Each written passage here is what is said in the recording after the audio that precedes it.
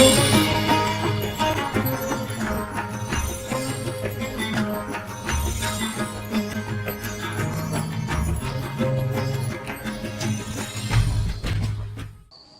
باللہ من الشیطان الرجیم بسم اللہ الرحمن الرحیم الحمد للہ رب العالمین وصلی اللہ علی محمد وآلہ الطیبین الطاہرین اما بعد فقد قال الامام الرضا علیہ الصلاة والسلام ان محض الاسلام شہادت ان لا الہ الا اللہ وحدہ لا شریک لہ عالما لا یجہل قادرا لا یعجز غنیا لا یحتاج۔ عزیزان محترم، سلسلہ گفتگو جاری تھا صفات پروردگار کے ذیل میں۔ عرض کیا تھا کہ پروردگار جس طریقے سے خود لا متناہی ہے، اس کی صفات بھی اسی طریقے سے ہیں، ان کو شمار نہیں کیا جا سکتا۔ ہر کمال مطلق اسی کی ذات سے منسوب ہے، ہر اچھائی اسی کی ذات سے منسوب ہے۔ چونکہ اسی کی ذات سے منسوب ہے، لہذا ہر تعریف بھی حقیقت میں اسی کا حق ہے۔ الحمد للہ رب العالمین۔ پچھلے سیشن میں عالم ہے خدا اس موضوع پر گفتگو کی گئی تھی کہ عالم ہے تو اس کا ہماری زندگی پر کیا اثر ہونا چاہیے۔ اگلی صفت، اس ذیل میں اور بھی گفتگو کرنا چاہتے تھے لیکن وقت کی محدودیت کو مد نظر رکھتے ہوئے صرف نظر کر کے آگے بڑھنا چاہتے ہیں۔ یہ 4 صفات بہت سوچ سمجھ کر انتخاب کی گئی ہیں، چونکہ ان 4 صفات کا نچوڑ ہماری زندگی کے بہت سارے مسائل کو حل کر سکتا ہے۔ دوسری صفت، قادر لا یعجز۔ پروردگار عالم کی ذات ایسی قدرت کی مالک ہے، اس کا اختیار اتنا مطلق اور لامحدود ہے کہ کوئی بھی چیز اس کے لیے ناممکن نہیں ہے، کہیں وہ عاجز نہیں ہے۔ جس انسان نے نیکی کی ہے اس کو جزا دینے میں عاجز نہیں ہے، جو گناہ کرے گا اسے سزا دینے میں بھی عاجز نہیں ہے۔ بہت مرتبہ اس طریقے سے ہم زندگی گزارنے لگتے ہیں کہ گویا میں گناہ کر رہا ہوں، نافرمانی کر رہا ہوں، خدا مجھے نہیں روک رہا ہے۔ روکنا چاہتا تو روک لیتا، نہیں روک رہا۔ بچہ ہے، والدین سے بدتمیزی کرتا ہے، بچہ ہے اپنی ذمہ داریوں کو نہیں سمجھتا ہے، اپنی ذمہ داریوں کو ادا نہیں کرتا ہے۔ نوجوان، جوان، بوڑھے، عورتیں، مرد، اور آسان الفاظ میں کہیں تو جو لوگ جتنے دین سے دور ہیں ظاہری حوالے سے، زندگی ان کی اتنی پرآسائش نظر آتی ہے۔ اگر وہ قادر ہے تو روک کیوں نہیں لیتا؟ قادر لا یعجز، ایسا قادر مطلق ہے، کبھی عاجز نہیں ہوتا، تو کیوں نہیں روک رہا تو؟ میرے اللہ، ظلم ہو رہا ہے، زیادتیاں ہو رہی ہیں، حق چھینے جا رہے ہیں، قتل و غارت کی جا رہی ہے، بے گناہ مر رہے ہیں، تو خاموش ہے؟ اگر قادر مطلق ہے تو کیوں نہیں؟ فرمایا کہ ہاں، امتحان ہے دونوں کے لیے۔ جس کو دیا اس کو بھی آزما رہے ہیں، جس کو نہیں دیا اسے بھی آزما رہے ہیں، دونوں کی آزمائش ہے۔ چاہتے یہ ہیں کہ دونوں اپنے ارادے اور اختیار کے ساتھ میری اطاعت کے سائے میں آئیں۔ اگر مجبور ہی کرنا ہوتا تو انہیں صاحب اختیار خلق کرنے کی ضرورت نہیں تھی، انہیں قوت فیصلہ دینے کی ضرورت نہیں تھی۔ میری مصلحت اور حکمت کا تقاضا ہی یہ ہے، میں چاہتا ہوں ایک ایسی مخلوق ہو کہ جو اپنی مرضی سے، اپنے ارادے سے، اپنے اختیار کے ساتھ میری اطاعت میں آئے، میری فرما برداری کرے، میرے حبیب اور ان کے اہل بیت کی اتباع کرے، اور پھر میں ان کو ابدیت کا مسافر بنا دوں۔ پھر ایسا ہو کہ یہ لوگ ایک مختصر زندگی کو میری مرضی کے مطابق گزار کے ہمیشہ کی زندگی میں سرخرو ہو جائیں، دنیا میں ذرا سی تکلیفیں برداشت کر کے آخرت کی خوشیوں اور سعادتوں کو پا لیں اپنے ارادے اور اختیار کے ساتھ۔ ہیں مخلوقات جن کے پاس قوت فیصلہ نہیں ہے، قدرت ارادہ نہیں ہے، انہیں جس مقصد کے لیے خلق کیا ہے انہیں ویسے ہی چلنا ہے جیسے فرشتے ہیں۔ جس کو جس مقصد کے لیے خلق کیا گیا وہ اس سے نہیں ہٹ سکتے۔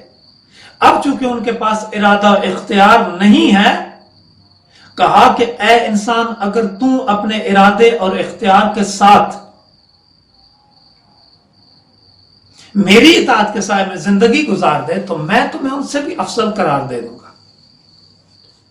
فرشتوں سے بہتر ہے انسان بننا، مگر اس میں پڑتی ہے محنت سے زیادہ، تھوڑی زحمت کرنی ہوگی، تھوڑی تکلیف اٹھانی ہوگی،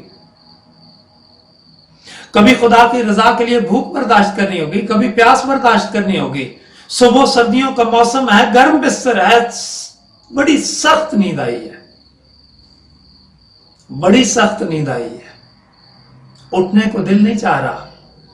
اذان ہو گئی، حیا علی خیر العمل، آؤ لوگوں اس عمل کی طرف جو اس کائنات کا سب سے بہترین عمل ہے۔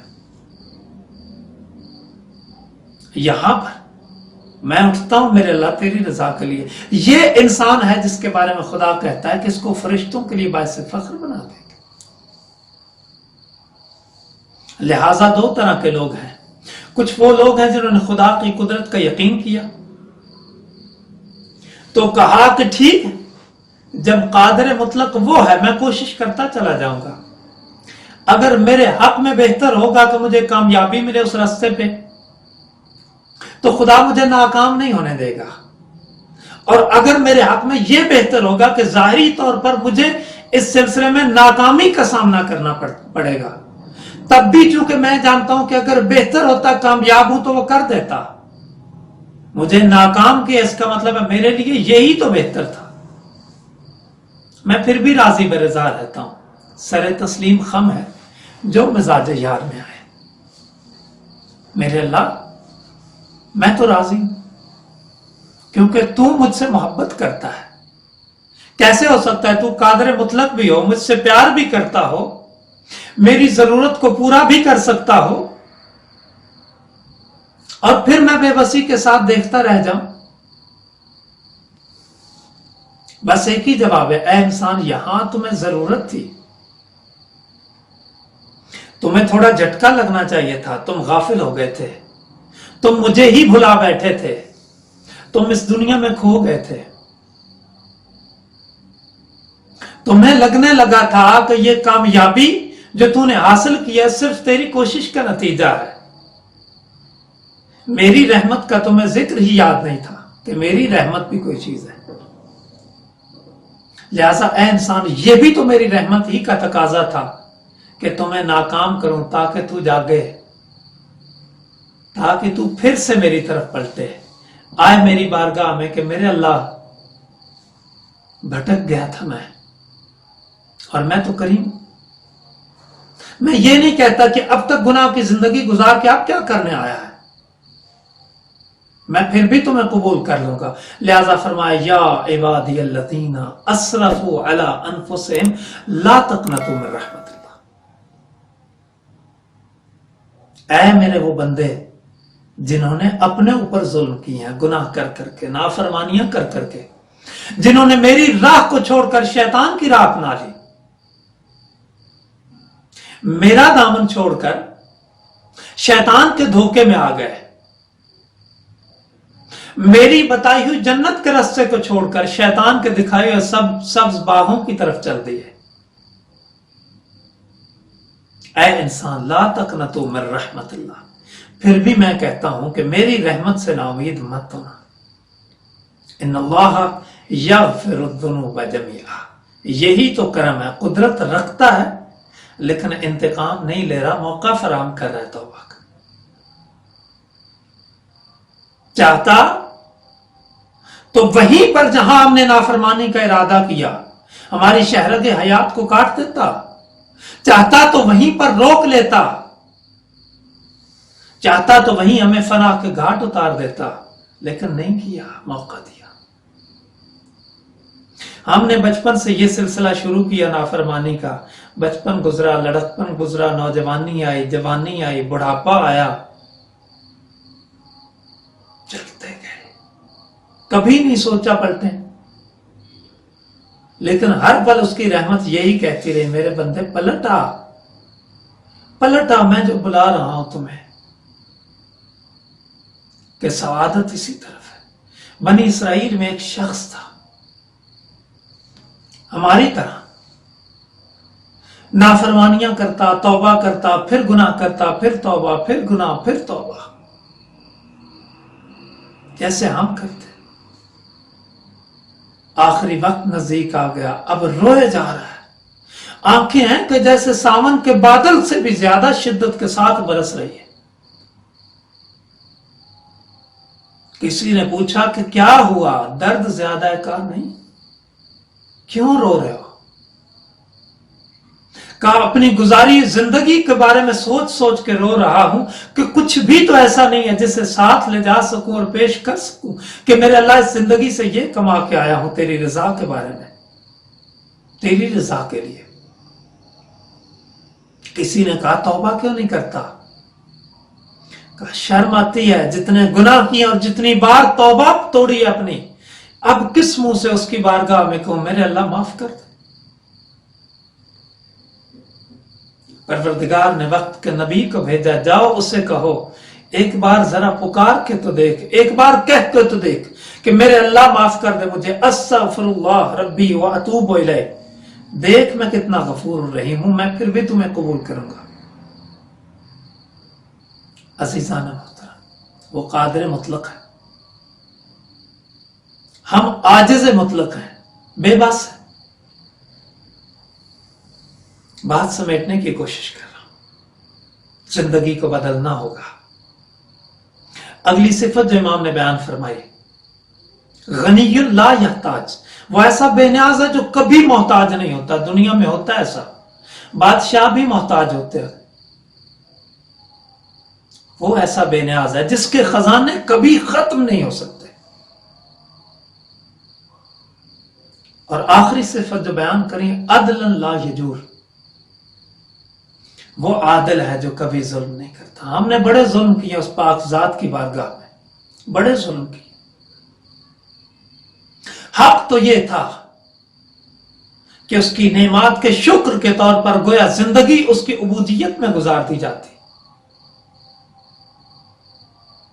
لہذا وہی ظاہراً حضرت موسیٰ علیہ السلام کے بارے میں کہا جاتا ہے کہ میرے اللہ شکر تیرا ادا کرنا میرے تو بس میں ہی نہیں ہے، شکر ادا کروں تو شکر کے لیے توفیق چاہیے تیری، وہ بھی نعمت ہے، اس کے لیے شکر کرنا ہوگا، پھر اس کے شکر کے لیے توفیق کی ضرورت ہوگی۔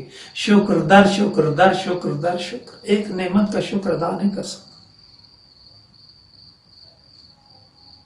کہاں شکر ادا کر سکتے ہیں؟ اور نعمتیں اتنی، ان تعدوا نعمت اللہ لا تحصوها، اللہ کی نعمتوں کو گننا چاہو گن نہیں پاؤ گے۔ کون کون سی نعمتوں کو گنو گے، کون کون سی نعمتوں کو جھٹلاؤ گے؟ فبأي آلاء ربكما تكذبان۔ ہم ظلم کرتے ہیں اس کے حق میں، وہ نہیں کرتا ہے، ہم اس کا حق ضائع کرتے ہیں۔ حق تو یہ تھا کہ اس کی عبادت و عبودیت کو اپنا وتیرہ بنا لے، اس کی اطاعت کے سائے میں زندگی گزارے۔ عزیزان محترم، یہ چار صفات اگر واقعاً ان پر یقین آ جائے، ہمیں دیکھ رہا ہے، ہماری ضروریات کو دیکھ رہا ہے، ہماری پریشانیوں سے آگاہ ہے، ہماری ضروریات کو پورا کر سکتا ہے، ہماری پریشانیوں کو دور کر سکتا ہے، ہماری مشکلات کو حل کر سکتا ہے، اور ہماری ضرورتوں کو پورا کرتے ہوئے اس کے خزانے میں کوئی کمی نہیں آتی، اور ظالم بھی نہیں ہے، ہم سے پیار کرتا ہے۔ پھر بھی اگر کہیں لگے کہ ہم پر سختی آ رہی ہے تو اس کا مطلب یہ ہے کہ ہمیں سختی کی ضرورت ہے، اس بھٹی میں جل کر ہی ہم کندن بن سکتے ہیں، لہذا ضرورت ہے، اس لیے رضائے پروردگار میں راضی ہو جائیں۔ مادیات کے سلسلے میں ہم بس وہ دیکھتے ہیں جو ہمیں نہیں ملا، جو ملا اس کو تو یاد ہی نہیں رکھتے ہیں۔ انشاءاللہ توفیق رہے پروردگار کی تو اسی کی رضا کے سائے میں ہم آگے بڑھیں۔ کیسے پتہ چلے گا کہ خدا کی رضا کس میں ہے؟ میرے اللہ، ہم پر تو جبرائیل نازل نہیں ہوتا ہے نا کہ ہم سمجھیں کہ تیری رضا کیا ہے، کوئی تو طریقہ ہوگا، اسی طریقے کا نام ہے نظام ہدایت الہیہ۔ پروردگار نے ہدایت کا انتظام کیا ہے، دنیا میں عام انسان کو بھیجنے سے پہلے اس کے لیے ہادی کو بھیجا ہے۔ لہذا ایک طرف ہدایت کے انتظام کے سلسلے میں انبیاء و ائمہ طاہرین بھیجے ہیں، اولیاء، اوصیاء و صلحاء موجود ہیں، علماء موجود ہیں، تو دوسری طرف اپنی کتاب نازل کی ہے۔ انشاءاللہ توفیق رہی تو اگلے سیشنز میں انشاءاللہ ہدایت کے اسی انتظام پر گفتگو ہوگی۔ وما علینا الا البلاغ المبین۔